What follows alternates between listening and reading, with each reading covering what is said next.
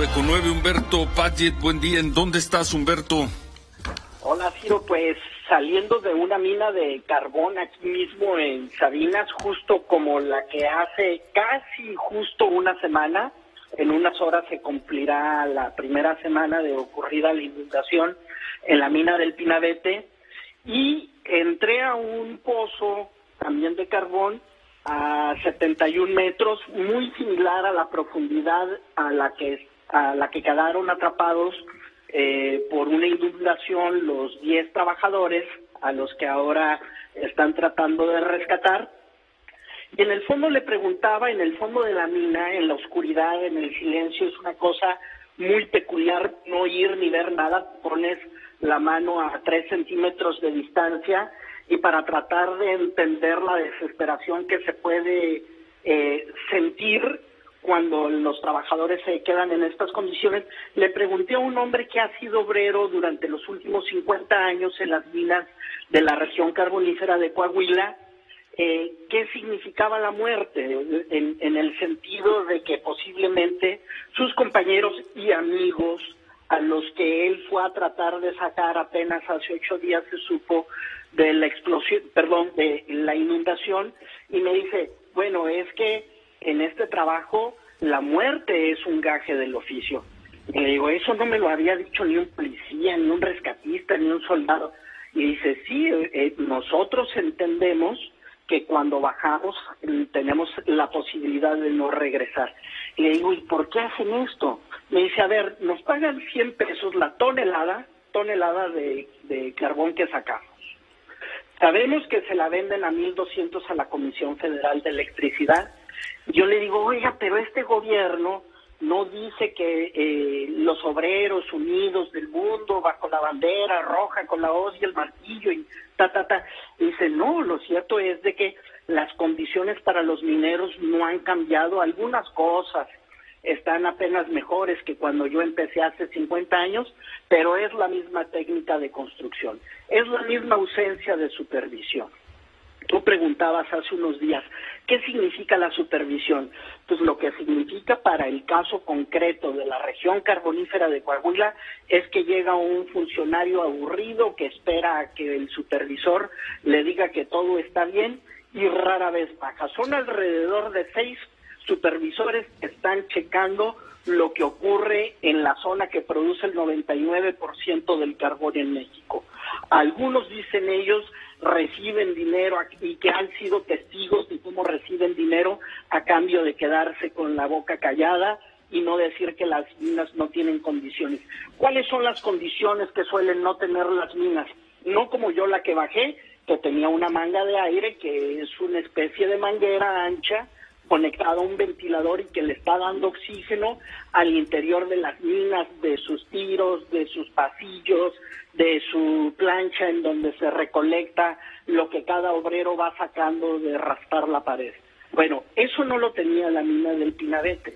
Me dicen que trabajaban además en esa mina sin que existiera un detector de gases, porque las minas, como ocurrió con Pasta de Conchos hace 16 años, pueden llenarse súbitamente de algún gas que sea explosivo como el metano, pero también hay otros gases que no son volátiles, aunque sí letales.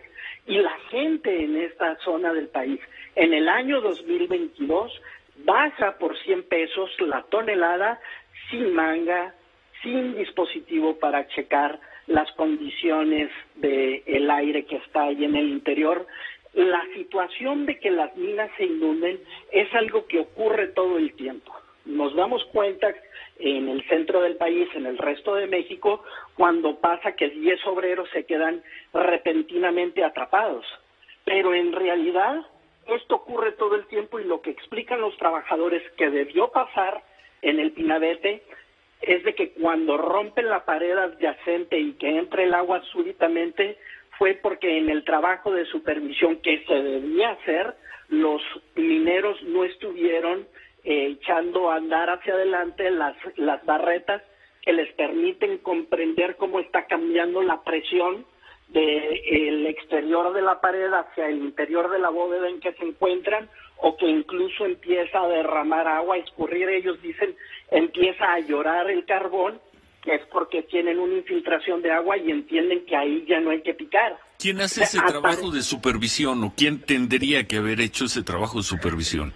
La persona que estaba encargada como supervisor de la mina por parte de la empresa, y la mina debió de haber sido inspeccionada y checar que tuviera todas estas condiciones, pero nadie las checó. O sea, la empresa debe de hacerse cargo de los primeros aspectos que tienen que ver con la seguridad.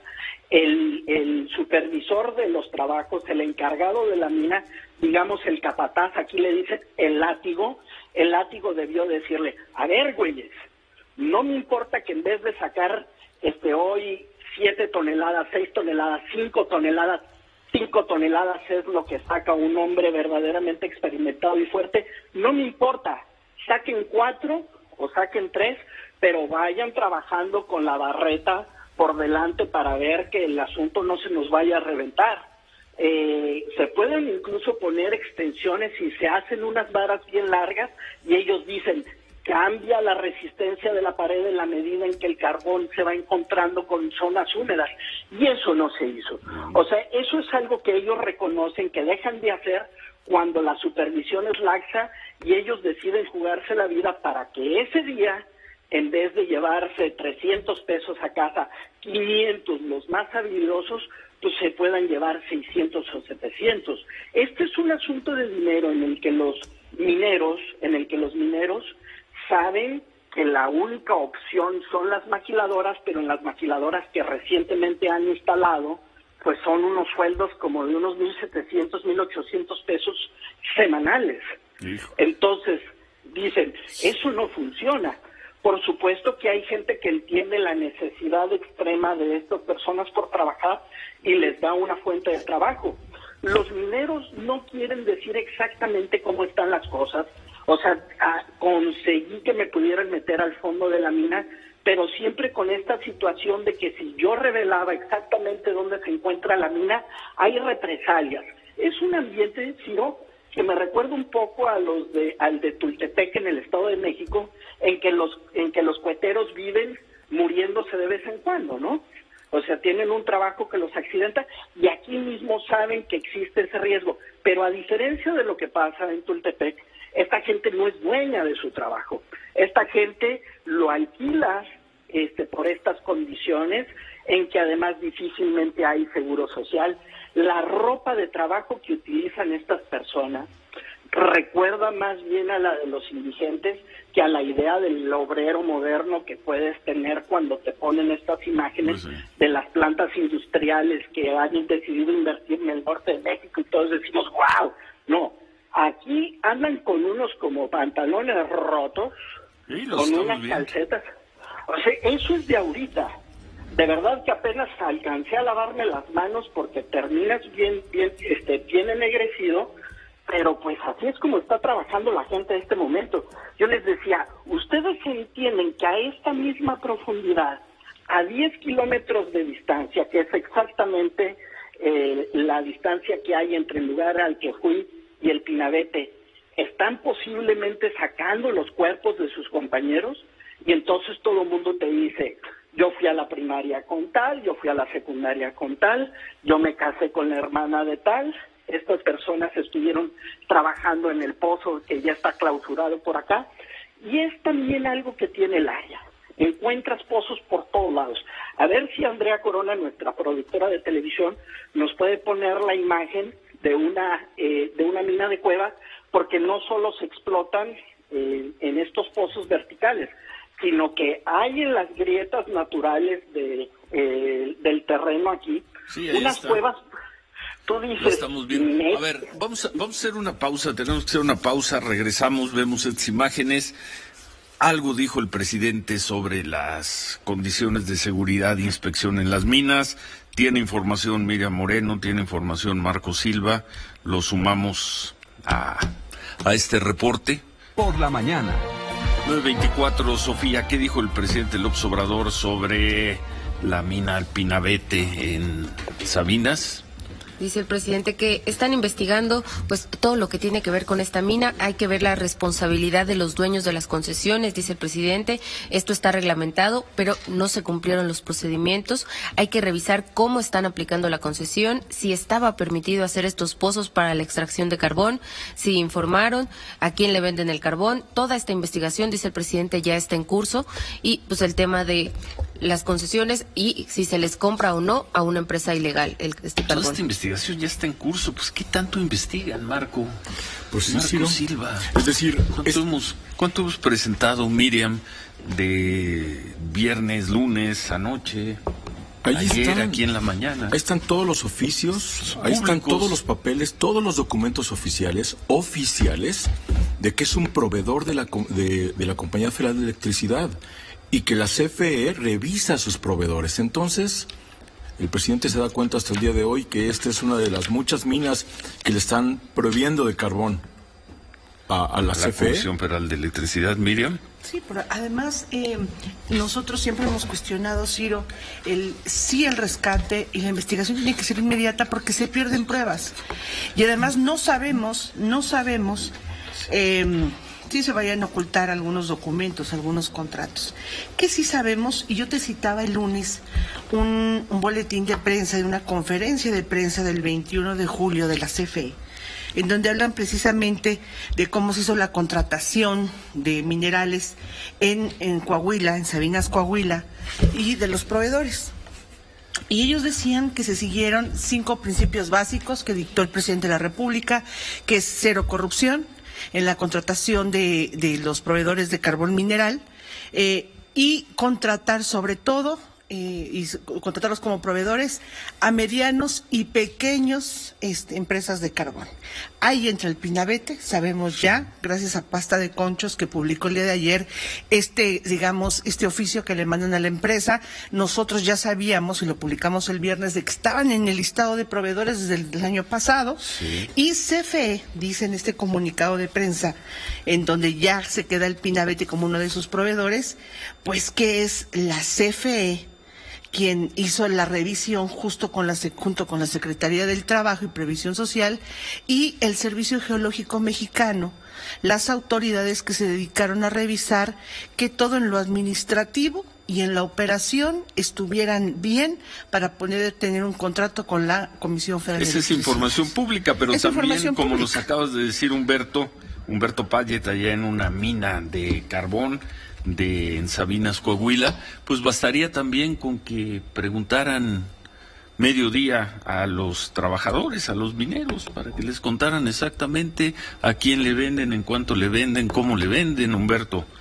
Bueno, ahí te va. Como aquí todo mundo vive sobre el carbón, en algunos lugares como Cloete está de manera tan superficial que ahí el problema es la explotación a cielo abierto, hacen unos tajos que contaminan terriblemente el agua y el aire, pero si tú tienes un patio, tú puedes hacer tu pozo ahí, evidentemente no tienes una concesión y cuando CFE te pida el folio, que es el número de permiso para que puedas explotar y vender, lo que tú haces es de que vas con un intermediario, con alguna de las personas que sí tienen los permisos, y esta hará pasar ese carbón que se le vende extraído ilegalmente a la CFE como si fuera suyo, presentando los folios.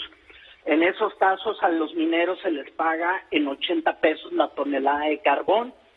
La Comisión Federal de Electricidad tiene aquí unos gigantescos terrenos a donde va a parar el carbón que se utiliza. Y esta es la realidad social del principal proveedor de carbón para una empresa pública, o sea, condiciones que aparentan las del siglo pasado. Estamos viendo las imágenes que tomé ahorita abajo de la mina, en que están los hombres sin camisa. Yo esperaba que el lugar fuera ahí bajo tierra algo más frío que en la superficie porque hace mucho calor aquí, pero abajo es todavía más caliente. O sea, como si te fueras acercando al infierno, y ellos dicen, los derrumbes son comunes. O sea, puedes ver en las imágenes las características de los polines que utilizan como bastidores para ir profundizando el tiro. Se les mete gas. Una lluvia puede ocasionar lo que ahorita está pasando en el Pinabete. No necesariamente que se rompa una pared e irrumpa el agua, sino de que la lluvia puede ocasionar esa situación. Se les descomponen continuamente los malacates. No alcancé ya a pasar la imagen de uno, pero si tú has visto Mad Max, esos cacharros oxidados, aceitosos, ennegrecidos, esos son los malacates. Se rompen los cables de los malacates y se muere la gente con las caídas. Le pegan a una cosa que no es carbón con el taladro y gira y los atraviesa de lado a lado como si fuera una aguja por un flan. Humberto, quiero aprovechar que estamos viendo tus imágenes para ver de verdad qué fácil es identificar que la norma oficial mexicana para minas de carbón subterránea no se cumple. Ahí te va. Los patrones están obligados a que los trabajadores bajen con cascos de protección, palomita, y lo estamos viendo. Lámpara minera, sí. Botas de hule con puntera, no lo sé porque no se ve en la imagen. Tapones o conchas auditivas, 0. Lentes de seguridad, 0. Guantes, 0. Respiradores contra partículas, tampoco. Autorrescatador, tampoco. Ropa de trabajo de algodón o de materiales que no generen electricidad estática, 0, Humberto. Pues mira, yo vi a un trabajador cambiándose, ahí traigo las imágenes, quizás las podamos ver mañana, y se pusieron unas botas de hule rotas que no eran suyas. Hay partes del cuerpo que llevan evidentemente descubiertas, también te describía el asunto del calor, y eso entre otras varias cosas. A mí me dijeron mucho, Marco, el asunto de que estos pozos que son así de artesanales, todavía más chafitas, está todavía más chafita en el que están atrapados los mineros que en el que yo me metí hace unos momentos, no ponen ductos de ventilación. No. Dicen ellos que como van excavando se les va acabando el aire, pero tienen que trabajar más y empiezan súbitamente a hacer un trabajo así de intenso como si estuvieran en el pinche Everest, porque se les acaba literalmente el oxígeno. Y ya te enseñaron el aparatito que traen para medir metano, ¿no? Que es como lo único que tienen a mano para poder detectar gases venenosos. Un aparatito. Tienen que medir, ese aparatito tiene que medir 4 gases diferentes, y en casos como en el del Pinabete, a mí me dicen las personas con las que yo hablé ahorita son las primeras personas que llegaron al sitio del accidente. No el ejército, no protección civil, y hablaron a los mineros para que ellos empezaran a bombear agua y empezaran a ver de qué manera podían meterse para sacar a sus amigos.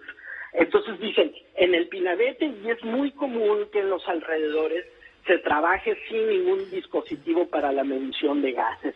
Yo hablaba con un señor ayer que hace 12 años se quedó atrapado, él dice que 7 días en una inundación similar a la que ahora nos tiene atentos aquí en Sabinas, y que desde entonces, desde 2010, en su experiencia, teniendo además él a un yerno ahí abajo, lo entrevisté junto con las hijas de la persona que está ahí desaparecida, me dice, no ha cambiado nada. O sea, usted me pone de referencia pasta de conchos de 2006, pero para acá, a mí me tocó quedar atrapado en 2010 y nada mejoró. Nada es pues, nada. Le seguimos mañana, Humberto. Qué buenas imágenes. Con mucho gusto, Ciro. Le seguimos. Gracias. Allá en Sabinas, Coahuila, Humberto Padgett. ¿Algo más, Miriam, Marco? Nada más recalcar que el carbón mineral que se estaba sacando de la mina o que iban a sacar los trabajadores iba directamente para la CFE. El contrato ya estaba hecho, el acuerdo ya estaba hecho. Mineral para la central termoeléctrica José López Portillo y Carbón 2. El 20 era el compromiso de extraer carbón del 5 de julio al 29 de diciembre con destino a la Comisión Federal de Electricidad. ¿Quién les estaba pagando? Les iba a pagar a 1,200 pesos la tonelada. Ahora la gran pregunta es ¿qué va a pasar con ese contrato? ¿Cuáles son las condiciones contractuales?